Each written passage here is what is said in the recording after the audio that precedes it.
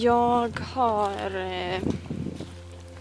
haft lite grejer på hjärtat som jag har velat uttrycka ett ganska bra tag. Men som jag inte riktigt har funnit orden liksom till att kunna uttrycka det här på rätt sätt. Och jag tror väldigt mycket på att allting händer av en anledning. Och förra veckan så var jag med om någonting väldigt intressant som jag tror behövde hända för att jag skulle landa i det som jag vill få sagt. Så att i den här videon så kommer jag dela med mig av lite tankar och funderingar och reflektioner och även några budskap som jag känner att liksom universum kanaliserar genom mig och som universum vill att du ska höra. Så att om du är här, om du lyssnar på detta, tack. Jag tror det är meningen att du ska höra vad jag har att säga.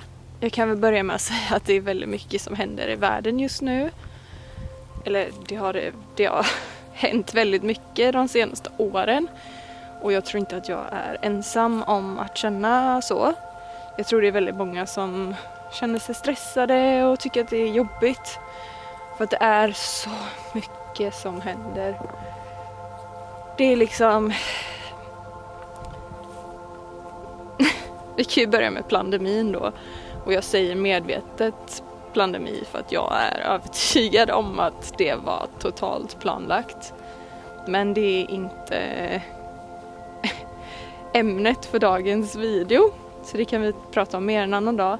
Vi har fullskaliga krig på flera håll i världen. Vi har en politisk cirkus där liksom det enda som uppnås är att splittra folk. Vi har satanistiska pedofilfolk som är liksom högt uppsatta offentliga profiler som gör barn till offer. Ja, det är väldigt mycket som händer.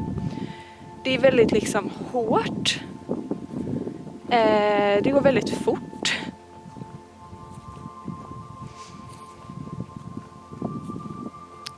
Det känns som att folk bara kastar ur sig väldigt stora ord utan att riktigt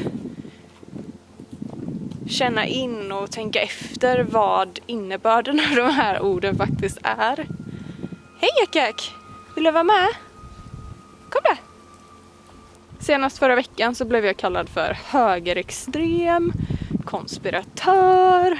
Alltså, jag tar gärna det där med konspiratör och foliehatt för att det passar mig väldigt bra. För jag känner att jag har faktiskt inte gått på alla de lögnerna som har propagerats de senaste åren. Men alltså det är väldigt hårt. Man bara slänger ur sig ord och kallar folk för saker. Vi har liksom ett språk eller ett sätt att prata på som splittrar folk.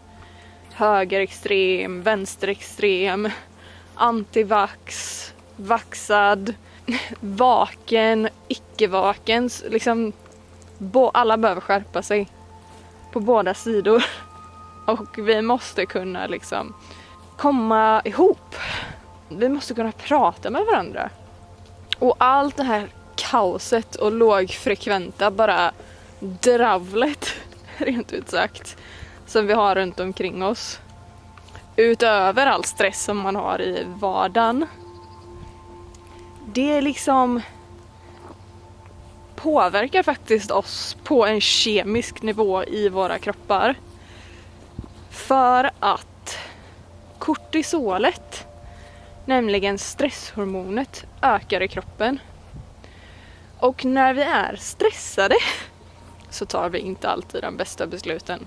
Vi tänker oss inte alltid för innan vi pratar. Vi agerar på sätt som vi kanske inte skulle gjort om vi var lugna och grundade. Vi äter dåligt. Vi konsumerar mat och media och liksom som vi kanske inte hade gjort om vi mådde bra. Det är liksom kaos. Man kollar på nyheterna i timme efter timme efter timme och så tror man att man är informerad. Man läser tidning efter tidning där det står i princip samma sak varje dag. Och så tror man att man är påläst. Vart kommer all den här informationen från? Och vem gynnas av den? För att i min mening så är det väldigt smala åsiktskorridorer och väldigt vinklade narrativ som propageras i mainstream-median. Och om man glider in på sociala medier med de där sjukt intelligenta algoritmerna som är designade för att hålla oss kvar så länge som det bara går. Med innehåll som är också kurerat för att hålla oss kvar så länge det bara går. Så fastnar vi där och vi lägger vår energi på det liksom. Men vad får vi tillbaka? Ångest. Man känner sig hopplös. Tror jag många gör. Ledsamhet. Uppgivenhet. Vilsen. Arg. Mycket blandade känslor. Som påverkar kroppen. Negativt. Stress. Så vad är det jag vill ha sagt med allt det här? Kan man ju fråga sig. När jag går här och pratar med min kamera. Jo, jag skulle vilja be dig att stanna upp lite och ta ett djupt andetag och bara andas.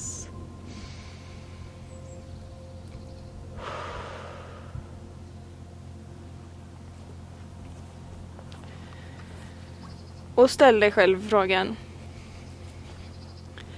Kan du skilja på sak och person? Kan du separera en persons åsikter, tankar, idéer, perspektiv från deras individ? Vet du om att du inte är dina tankar? Du är inte det du tror på. Du är inte dina perspektiv. Du är det som håller ihop allt det där. Du är förhoppningsvis öppen och flexibel.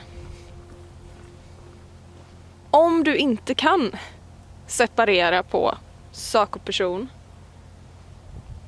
så kanske det skulle kunna vara så att du är lite stängd faktiskt. Du kan inte hålla ditt hjärta öppet för en människa.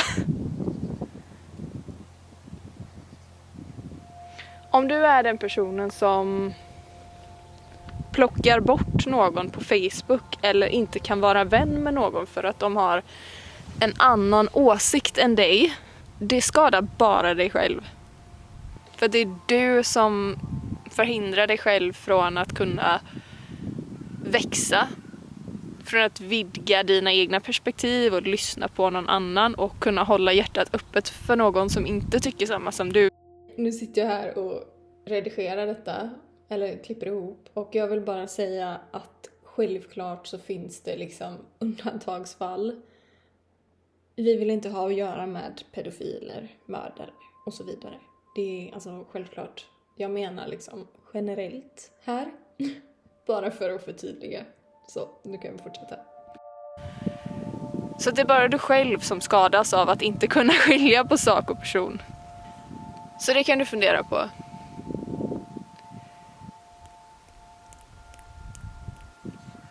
Har du tänkt på att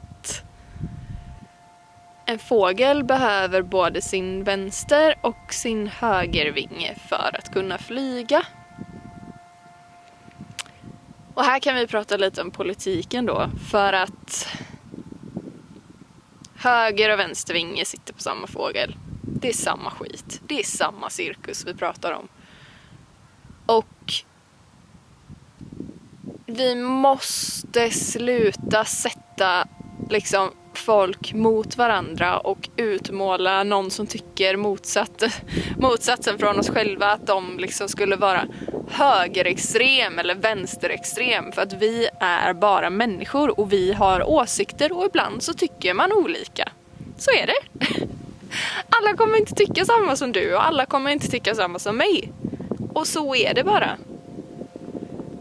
Och det är ju när vi kan enas och möta varandra trots att vi tycker olika som vi faktiskt växer.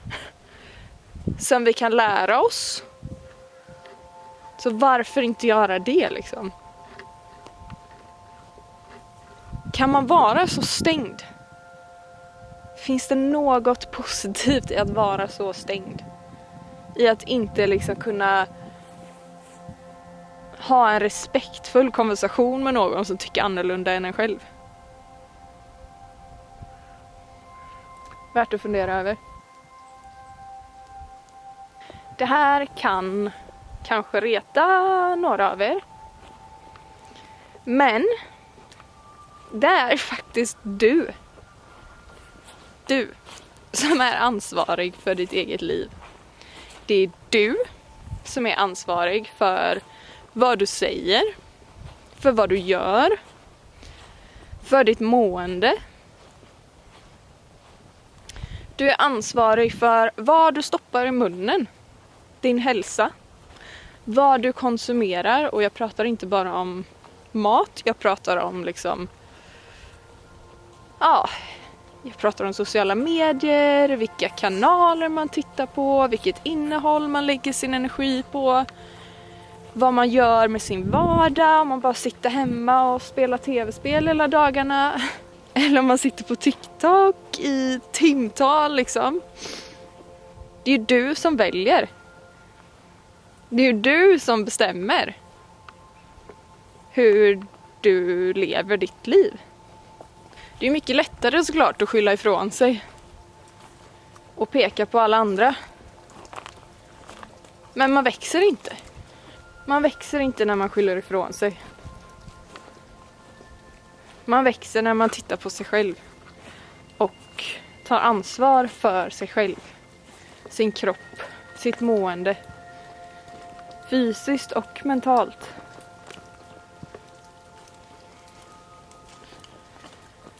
Så ja, det är också värt att fundera över. Och ja, det var väl det jag ville få sagt. Vilket var en hel del. Jag är väldigt nyfiken på att höra vad ni tycker om allt det här. Hur era tankar går. Så ni får gärna dela med er i kommentarerna. Lägg gärna en like om ni tyckte att den här typen av innehåll var något som ni skulle vilja se mer utav. Och så får ni gärna prenumerera om ni vill se mer utav mig. För jag kommer ladda upp här regelbundet nu. För det har min livscoach sagt till mig att jag måste göra. Jag vill också tacka för att du har tagit dig tiden och tittat hela vägen hit. För din uppmärksamhet. Och så vill jag säga att du måste vara rädd om dig. Ta hand om dig. Så ses vi i nästa video. Peace.